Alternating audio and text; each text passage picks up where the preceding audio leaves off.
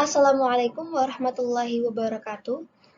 Om Swastiastu, Namo Buddhaya, salam sejahtera, salam kebajikan, salam Pancasila. Perkenalkan, nama saya Kiyorana Sausan dari kelas Matematika 2021E dengan NIM 21030214030. Pada video kali ini, saya akan menjelaskan mengenai Pancasila sebagai sistem filsafat.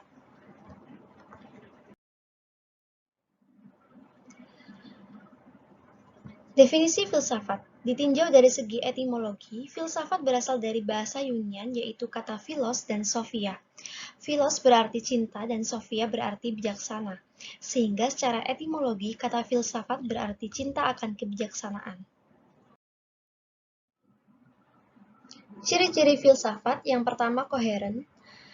Koheren berarti sesuai dengan kaidah-kaidah berpikir logis, tidak bertentangan dengan akal. Yang kedua, holistik. Holistik artinya berpikir secara utuh, tidak terlepas-lepas dalam kapsul egoisme yang sempit. Artinya pemikiran filsafat selalu bersifat menyeluruh dan utuh. Cara berpikir filsafat yang demikian perlu dikembangkan mengingat hakikat pemikiran itu sendiri adalah dalam rangka manusia dan kemanusiaan yang luas dan kaya dengan tuntutan atau klaim kebenarannya masing-masing, yang menggambarkan sebuah eksistensi yang utuh. Yang ketiga, rasional. Sebagaimana diketahui, berfilsafat adalah berpikir. Ciri pemikiran rasional menunjukkan bahwa baik kegiatan berpikir maupun hasil pemikiran filsafat itu sendiri harus dapat diterima secara akal sehat, bukan sekedar mengikuti sebuah common sense atau pikiran umum. Ciri pemikiran filsafat yang rasional itu membuat filsafat disebut sebagai pemikiran kritis atau ilmu kritis. Dan yang keempat, memberi visi. Fungsi filsafat, pertama, memberi jawaban, kedua, perangkat dan pemersatu, dan ketiga, kebenaran. Landasan dalam Pancasila. Pertama, landasan ontologis Pancasila. Secara ontologis, penyelidikan Pancasila sebagai filsafat dimaksudkan sebagai upaya untuk mengetahui hakikat dasar dari sila-sila Pancasila. Pancasila yang terdiri atas 5 sila, setiap sila bukanlah merupakan asas yang berdiri sendiri, melainkan memiliki satu kesatuan dasar ontologis. Dasar ontologis pada hakikatnya adalah manusia, yang memiliki hakikat mutlak yaitu monopluralis atau monodualis, karena itu juga disebut sebagai dasar antropologis. Kedua, landasan epistemologis Pancasila. Secara epistemologis, kajian Pancasila sebagai filsafat dimaksudkan sebagai upaya untuk mencari hakikat Pancasila sebagai suatu sistem pengetahuan. Pancasila sebagai sistem filsafat pada hakikatnya juga merupakan sistem pengetahuan. Ini berarti Pancasila telah menjadi suatu sistem, cita-cita, dan menjadi suatu ideologi. Karena itu, Pancasila harus memiliki unsur rasionalitas, terutama dalam kedudukannya sebagai sistem pengetahuan. Dan yang ketiga, landasan aksiologis Pancasila.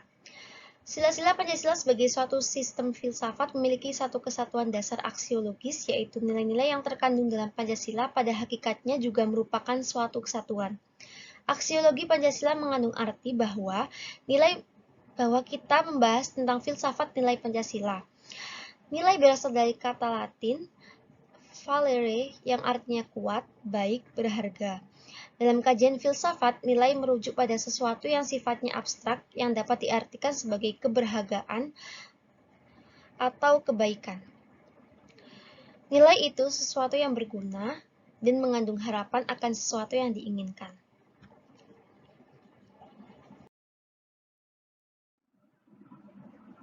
Sila pertama Pancasila yaitu ketuhanan yang Maha Esa.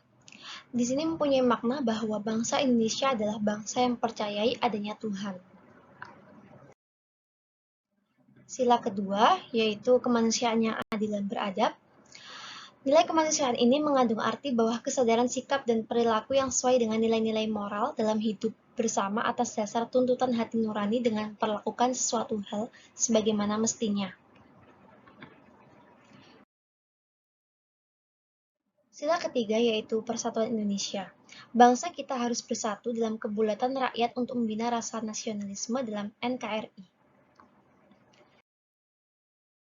Sila keempat yaitu kerakyatan yang dipimpin oleh hikmat kebijaksanaan dalam pemusyawaratan perwakilan.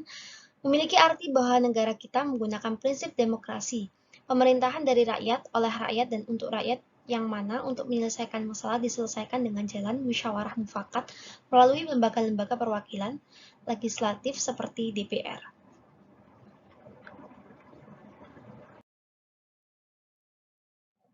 Dan sila kelima, keadilan sosial bagi seluruh rakyat Indonesia, mengandung arti bahwa salah satu tujuan yang hendak dicapai oleh bangsa kita adalah tercapainya masyarakat yang adil dan makmur secara lahiriah maupun batiniah. Pancasila sebagai sistem filsafat, dasar mutlak dalam berpikir dan berkarya sesuai dengan pedoman saling menguatkan antara sila yang satu dengan yang lainnya. Filsafat Pancasila sebagai pandangan hidup bangsa Indonesia. Pancasila memberi petunjuk mencapai kesejahteraan bagi seluruh rakyat Indonesia tanpa dengan membedakan suku, agama, dan ras. Filsafat Pancasila sebagai pandangan hidup bangsa dan negara. Artinya, semua aturan kehidupan, hukum, kegiatan dalam kehidupan berbangsa dan bernegara berpedoman pada Pancasila. Karena Pancasila merupakan sumber dari segala sumber hukum bangsa dan negara Republik Indonesia.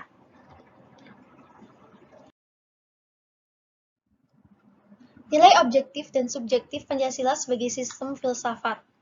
Yang pertama, nilai Pancasila timbul dari bangsa Indonesia itu sendiri. Yang kedua, nilai Pancasila merupakan filsafat bangsa Indonesia. Dan yang ketiga, Pancasila merupakan nilai-nilai yang sesuai dengan hati nurani bangsa Indonesia. Pokok-pokok pikiran dalam Pancasila. Pertama, bidang ontologi. Bidang ontologi merupakan bidang yang membicarakan hakikat yang ada atau keberadaan dari segala sesuatu, termasuk di dalamnya keberadaan alam semesta, manusia, dan Tuhan. Kedua, bidang epistemologi. Bidang epistemologi merupakan cabang filsafat yang menyelidiki sumber, proses, syarat, batas, dan kebenaran ilmu. Ketiga, bidang aksiologi. Bidang aksiologi merupakan cabang filsafat yang menyelidiki pengertian, jenis, tingkatan, sumber, dan hakikat nilai.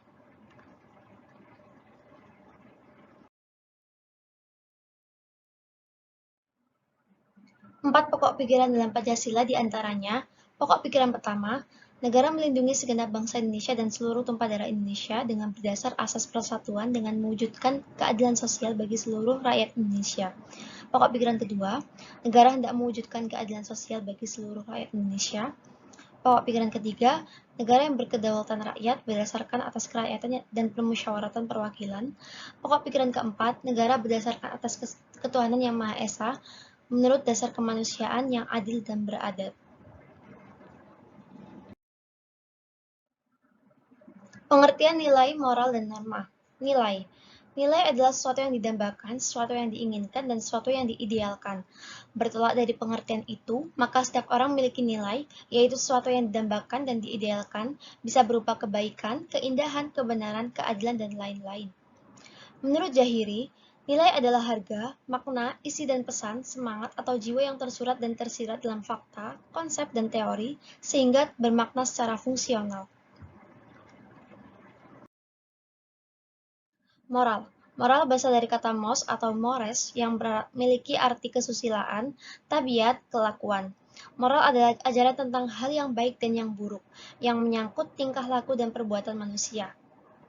Aspek konsep moral meliputi kesadaran moral, kesadaran hidup berdemokrasi, pengetahuan nilai moral, pemahaman materi demokrasi, dan lain-lain. Aspek sikap moral meliputi rasa percaya diri, empati, kerendahan hati, pengendalian diri, dan lain-lain.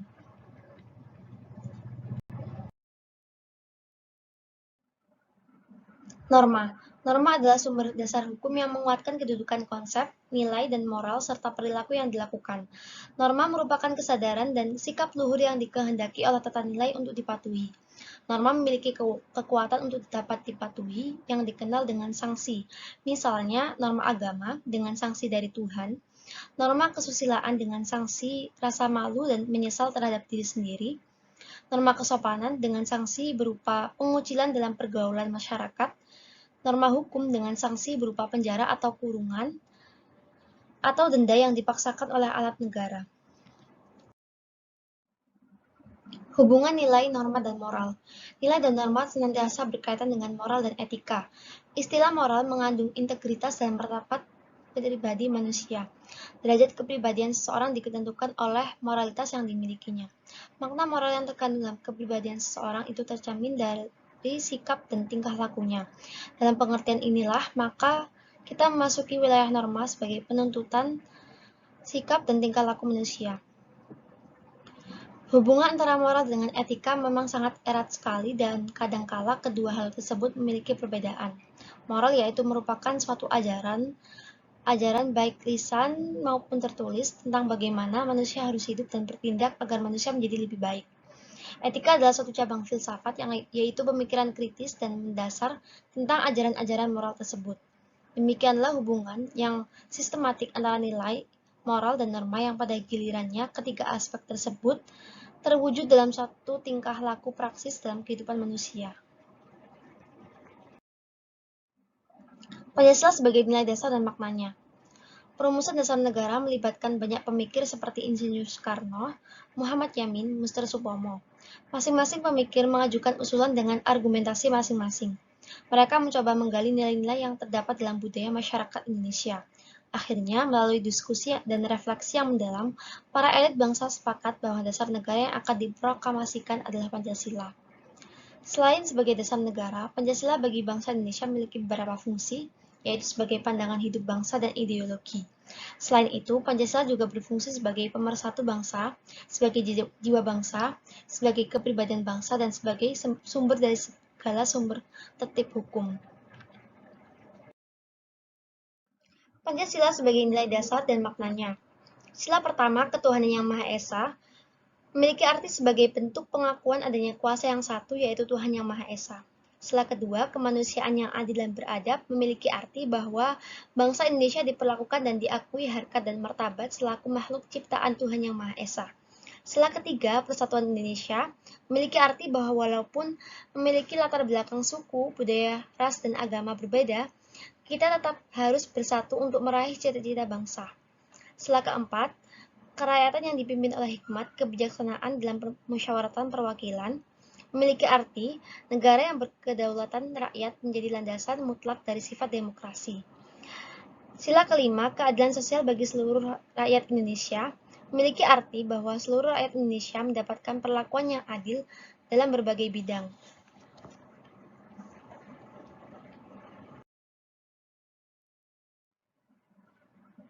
Materi ini diambil dari buku Pendidikan Pancasila oleh tim MKU Pendidikan Pancasila Universitas Negeri Surabaya tahun terbit 2019. Demikian materi yang bisa saya sampaikan. Kurang lebihnya mohon maaf. Terima kasih dan semoga bermanfaat. Wassalamualaikum warahmatullahi wabarakatuh.